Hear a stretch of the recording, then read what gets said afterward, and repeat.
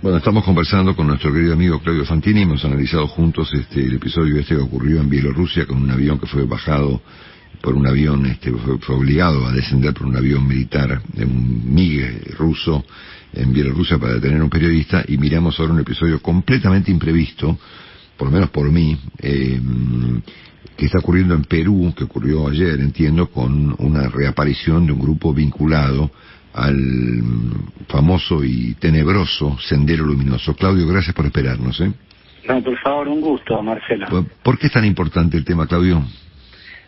Yo creo que es por lo siguiente. Por un lado, bueno, está la dimensión del ataque, una masacre, además en el viejo estilo de Sendero Luminoso.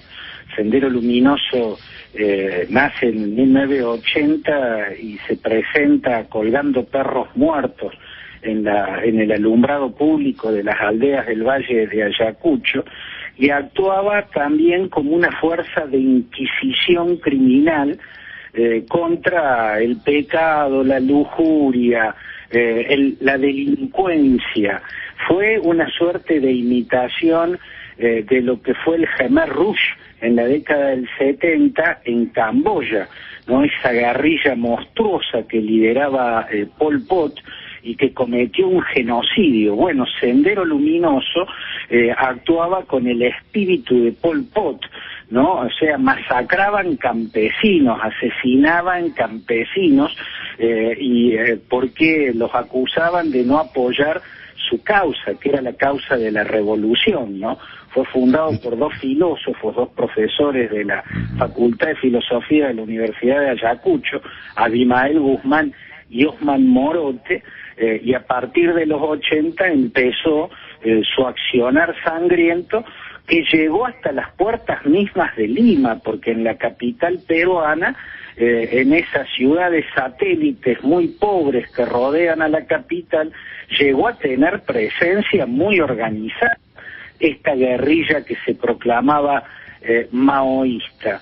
La verdad es que después de aplastada por Fujimori, siempre quedó un remanente en esa región, el Braem, que le llaman, ¿no? El valle del río Apurímac, en la selva ayacuchana. Siempre quedó un remanente que en un principio se calculaba en 300 efectivos fuertemente armados, que lograron subsistir como subsisten todas las guerrillas en zonas de ese tipo, asociándose con el narcotráfico. Claro, obvio. Uh-huh. En esa sociedad logró subsistir. Hoy se calculan que tienen entre 400 y 500 hombres. La verdad es que en las elecciones anteriores también han hecho actos de presencia cometiendo algún crimen espantoso. En el 2016 mataron a una familia entera a la que acusaban de colaborar con el ejército que los estaba persiguiendo y combatiendo en esa región.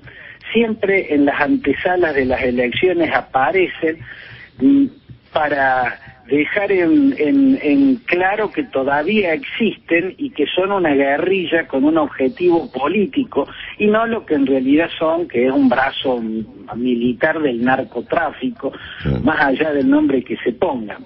Pero en este caso... Entraron en un bar y mataron 14 personas de una, ¿sí? Sí, 16. Fueron contadas finalmente 16 las personas que murieron, entre ellas hay 2 niños. Está en el terreno del original Sendero Luminoso, porque parece que era un bar de la noche donde había prostitución y ese tipo de cosas.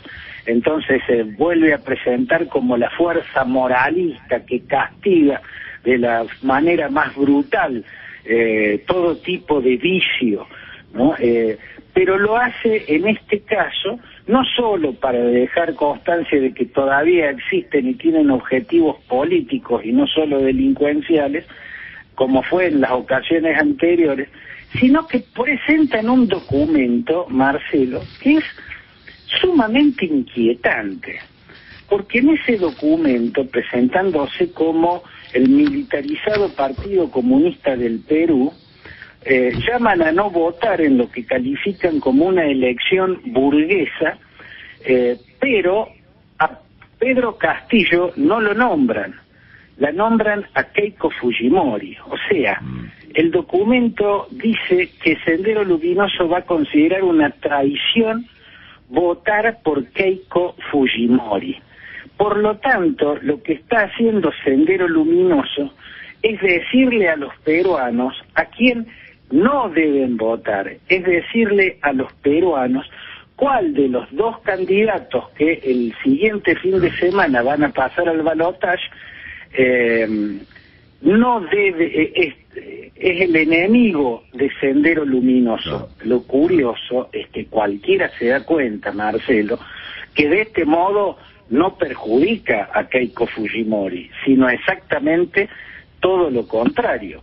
El apellido Fujimori tiene un vínculo muy fuerte con Sendero Luminoso porque Alberto Fujimori fue quien aplastó a Sendero Luminoso, lo hizo mediante una guerra sucia en la que terminó atrapando a Abimael Guzmán y exhibiéndolo en una jaula con traje de raya, bien a los Fujimori, ¿no? Bien indecente, como hacía todas las cosas, aquel déspota hoy encarcelado, como fuese, fue quien le dio el mayor golpe a Sendero Luminoso, y por ende Keiko Fujimori, por ser la hija del autócrata y por llevar ese apellido, está siendo señalada como la enemiga número uno cerca de ganar la presidencia con su candidato Pedro Castillo.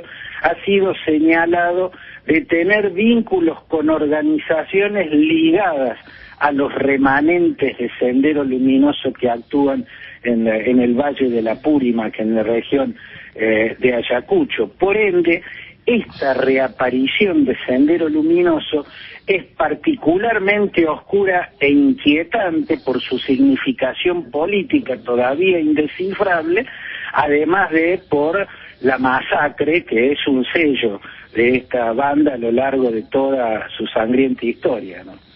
Bueno, muchísimas gracias por semejante explicación. Claudio, te mandamos todos un abrazo, estamos en contacto en las próximas horas. Gracias por todo nuevamente. Abrazo grande, Marcelo. Bueno, Claudio.